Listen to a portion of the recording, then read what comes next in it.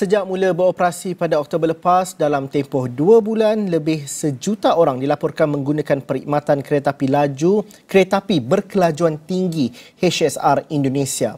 Kereta api diberi nama Wush itu merupakan HSR pertama di Asia Tenggara yang menghubungkan Jakarta sehingga Bandung.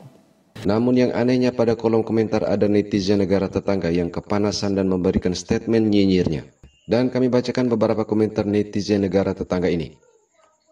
Historical, kembali lagi di channel Historical. Kali ini saya akan mereaction video dari channel TV ya, sebuah channel televisi di Malaysia yang mengabarkan tentang kereta cepat Indonesia ya, yang mana keberhasilannya sudah diakui di ASEAN ya. Jadi merupakan kereta cepat pertama di ASEAN ya.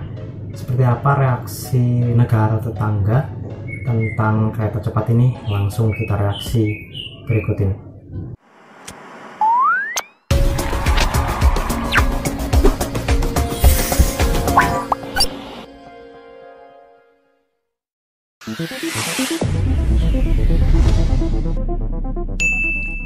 Assalamualaikum warahmatullahi wabarakatuh. Salam sehat dan selamat tahun baru 2024 untuk semua. Semoga di awal tahun ini Tuhan Yang Maha Kuasa selalu melimpahkan rahmat-Nya untuk kita semua. Oke, di awal tahun 2024, salah satu stasiun berita di Malaysia mengabarkan tentang peningkatan jumlah penumpang kereta api cepat Wush yang mencapai 1 juta penumpang dalam jangka waktu 2 bulan.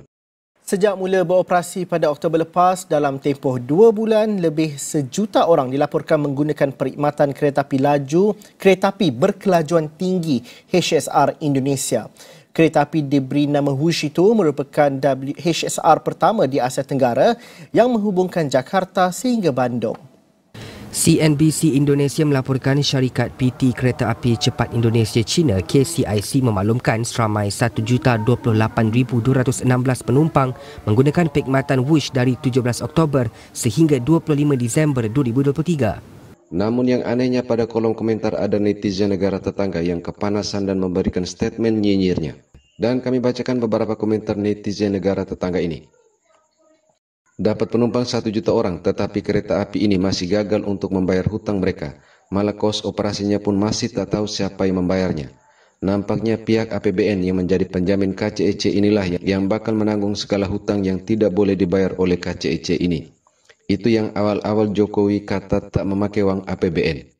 Kemudian satu komentar lagi mengatakan, Indonesia bukan sahaja kena tipu dengan Cina komunis ini dengan kos meningkat, malah mereka juga telah menggadaikan bahasa Indonesia kepada bahasa Mandarin untuk dijadikan bahasa operasi kereta api cepat Jakarta ke Bandung ini. Selain dengan janji-janji teknologi transfer untuk kereta api cepat ini, tetapi KCEC membawa para operator sebanyak 852 orang untuk mengoperasikan kereta api cepat ini. Adakah kamu ambil sarjana ijazah di rumah kamu atau kamu pergi belajar di university? Oke, pemerintah Indonesia tentunya memiliki tata kelola dan target tersendiri dalam pengelolaan sebuah produk jasa seperti pada moda transportasi.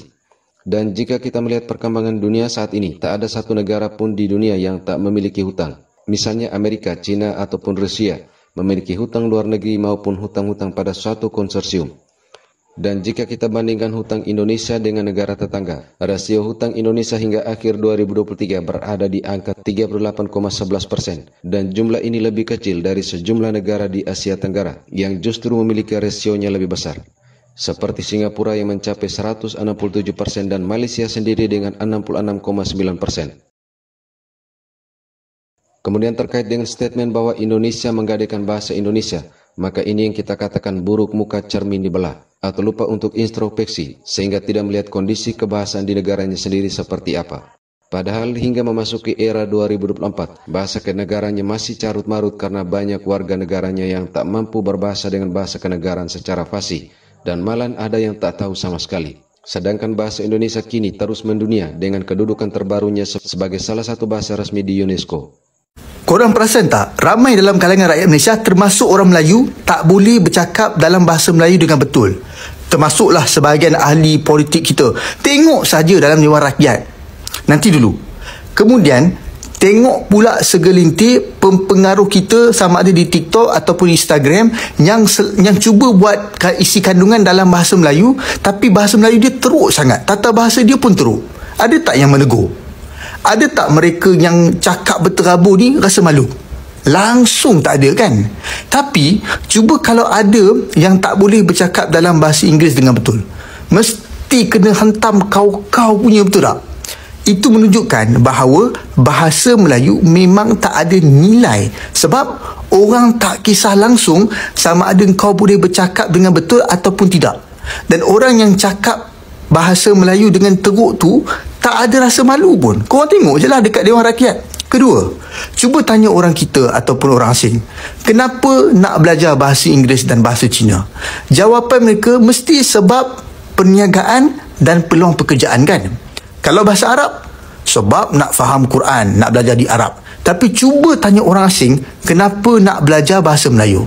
Jawapan diorang mesti sebab sama ada nak jadi TikToker. Saya dah jumpa ramai dah TikToker Asia dan Eropah yang dah mula belajar bahasa Melayu sebab nak buat video TikTok supaya mereka dapat lebih ramai pengikut orang Melayu. Begitu juga ada yang sebab nak dapat potongan harga daripada pakcik-makcik dekat pasar ni. Tapi tak ada siapa cakap nak belajar sebab pendidikan atau nak menjalankan perniagaan pun. Nampak sangat bahasa ni tak ada nilai. Pelajaran sains dan matematik di negara China dalam bahasa Cina, di Jepun dalam bahasa Jepun. Mereka boleh terjemahkan setiap perkataan asing ke dalam bahasa ibunda mereka. Tapi di Malaysia, pemimpin dan rakyat kita sendiri mengatakan kedengaran lucu kalau perkataan-perkataan sains tu ditukarkan ke dalam bahasa Melayu.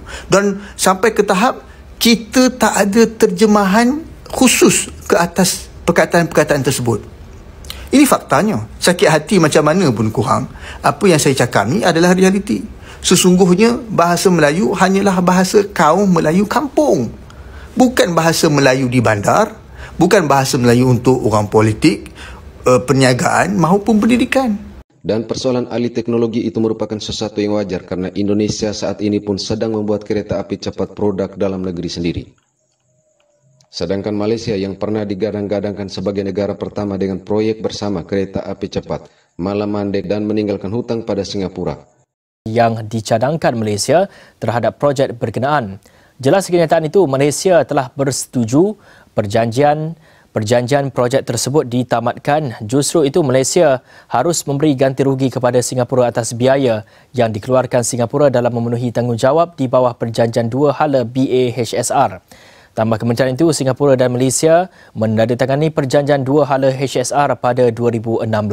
Pembinaan projek HSR kemudian ditangguhkan dari September 2018 hingga 31 Disember 2020 atas permintaan Malaysia. Sehingga rasa iri dan dengki atas beberapa perkembangan di Indonesia bagi Indonesia akan dijadikan spirit untuk terus bergerak ke depan. Oke, demikian video ini. Terima kasih untuk Anda yang telah menonton hingga usai. Wassalamualaikum warahmatullahi wabarakatuh. Oke, seperti teman-teman, silahkan komen di bawah ya. Jangan lupa subscribe.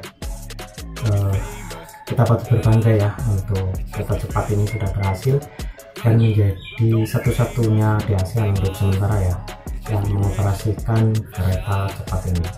Terima kasih. Bye-bye.